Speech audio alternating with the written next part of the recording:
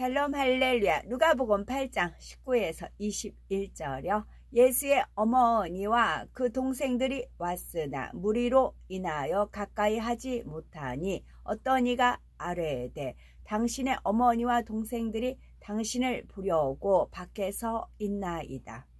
예수께서 대답하여 이르시되 내 어머니와 내 동생들은 곧 하나님의 말씀을 듣고 행하는 이 사람들이라 하시니라. 아멘. 말씀을 듣고 행하는 사람입니다. 하나님의 말씀을 듣고 행하는 사람이 되어 의인이라 칭함을 받으며 하나님의 자녀로서 축복된 삶을 영위해야 한다는 말씀입니다. 마태복음 12장 48에서 50절을 보면 많은 사람들에게 둘러싸여 계신 예수님께 누군가 나와 예수님의 육적인 가족 곧 어머니와 동생들이 찾아왔다고 전해드렸습니다. 이에 예수님께서는 누가 내 모친이며 내 동생들이냐 누구든지 하늘에 계신 내 아버지의 뜻대로 하는 자가 내 형제요 자매요 모친이라 말씀하셨지요.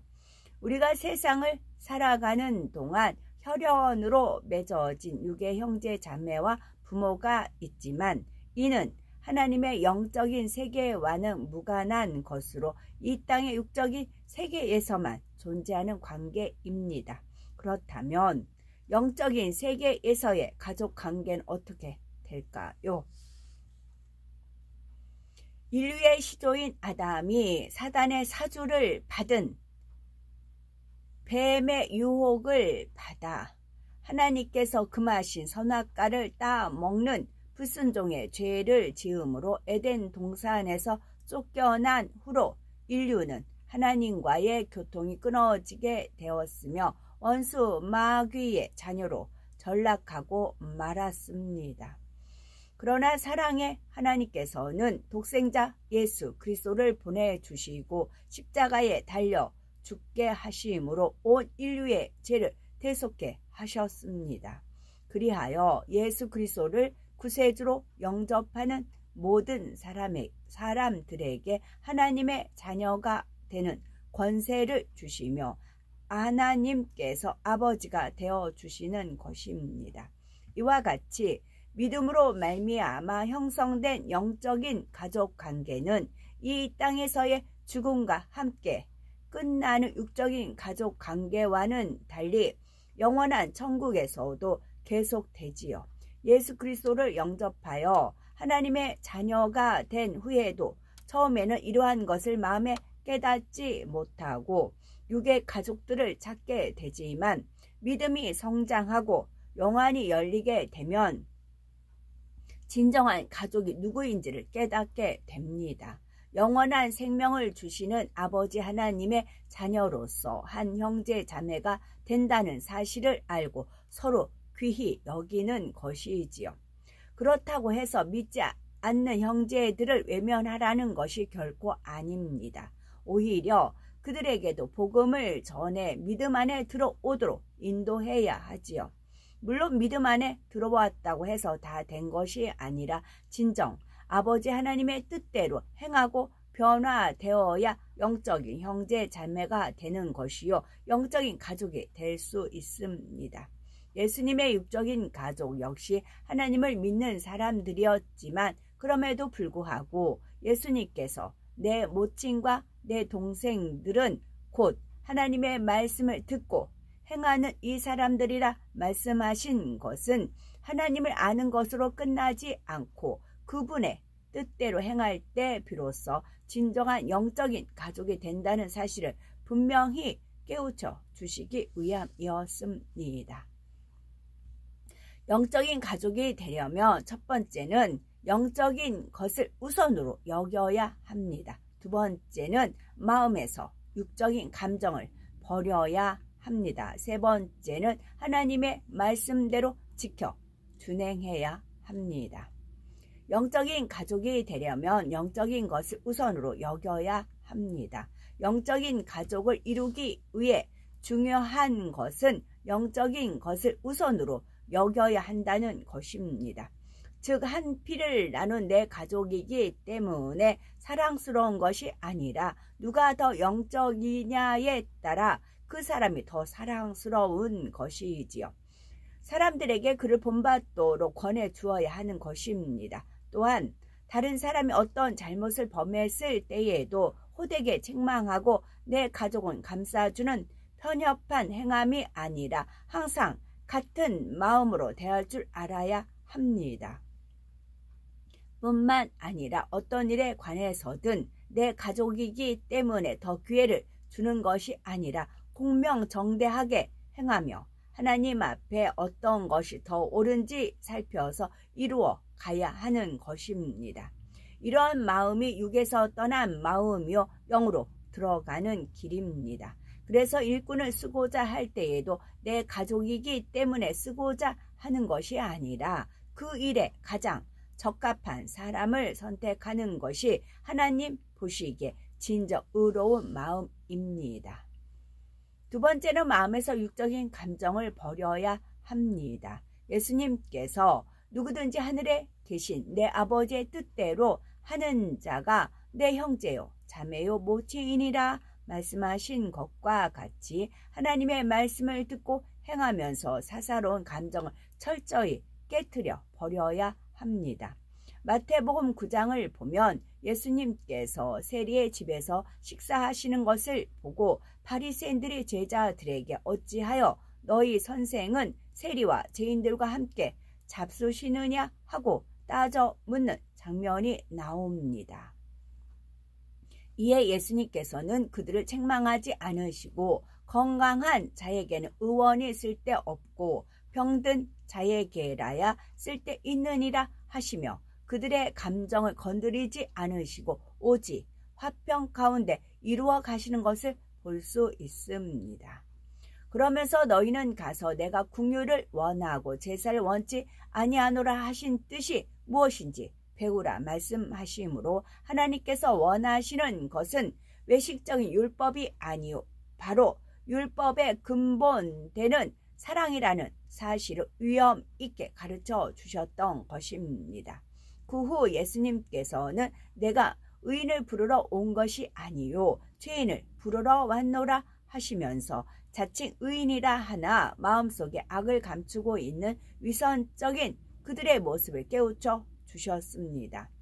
이렇게 예수님께서는 부드럽게 넘어가는 데서 그치지 않고 날성 검과 같은 말씀으로 그들의 심령, 관절, 골수를 찔러 쪼개셨던 것입니다. 이러한 말씀을 통해서 우리는 모든 사람을 포용하시려는 주님의 마음을 느낄 수 있습니다. 예수님의 수제자인 베드로는 어떠했습니까? 그는 3년이나 예수님과 함께 다니며 같이 생활했던 사람이었지만 예수님께서는 그가 배신하게 될 줄을 미리 아셨지요. 예수님께서 잡히시던 날 밤 베드로가 다 주를 버릴지라도 나는 언제든지 버리지 않겠나이다 라고 고백하자 예수님께서는 오늘 이 밤 닭이 2번 울기 전에 네가 3번 나를 부인하리라 답변하셨습니다. 이에 베드로가 내가 주와 함께 죽을지언정 주를 부인하지 않겠나이다 했지만 결국 예수님께서 말씀하신 대로 이루어졌지요.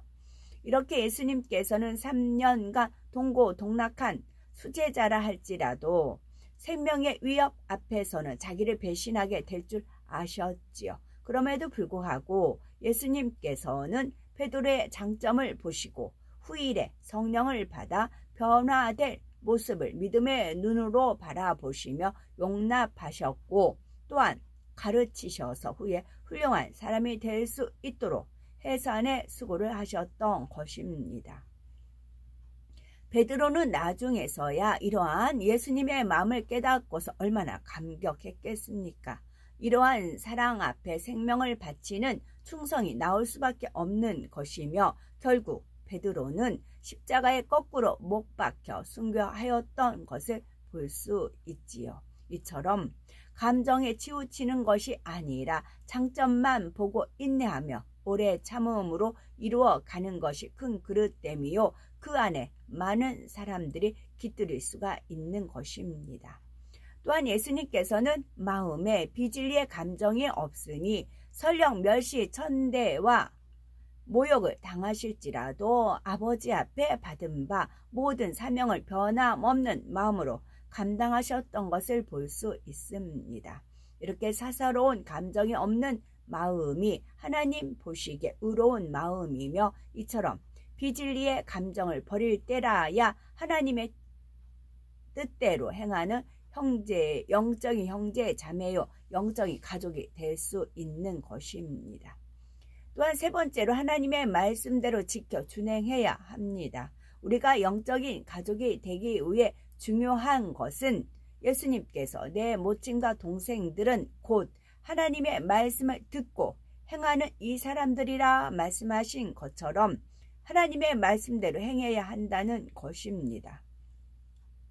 예를 들면 섬기라 하셨으니 섬기는 사람이 되고 낮아지라 하셨으니 낮아지는 사람이 되어야 합니다. 원수를 사랑하라 하셨으니 친정 원수까지라도 사랑하는 사람이 되어야 하고 주는 사람이 복되다 하셨으니 주는 사람이 되어야 합니다. 이렇게 하나님의 말씀을 준행할 때 진정한 형제 자매요 하나님의 참 자녀이며 영적인 가족이 되는 것입니다.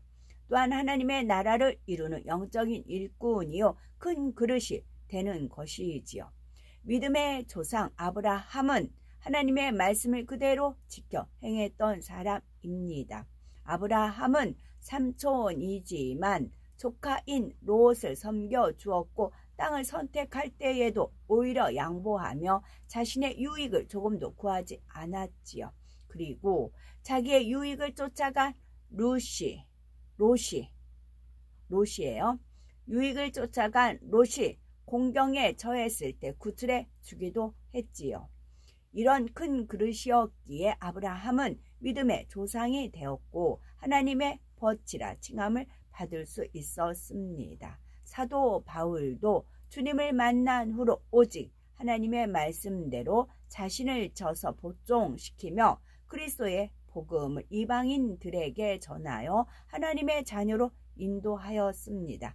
결국 그는 주님을 닮은 사람이 되었고 또한 자신을 위해 하나님께서 의의 면류관을 예비해 주셨노라고 당당하게 고백할 수 있을 만큼 영적인 사람이 되었죠. 그러므로 하나님의 참된 자녀가 되기 위해서 영적인 것을 우선으로 여기며 마음에서 육적인 감정을 벗어버리고 항상 하나님의 말씀대로 준행함으로 영적인 일꾼으로서 넘치는 하나님의 사랑과 축복을 받는 우리가 되어야 되겠습니다. 아멘.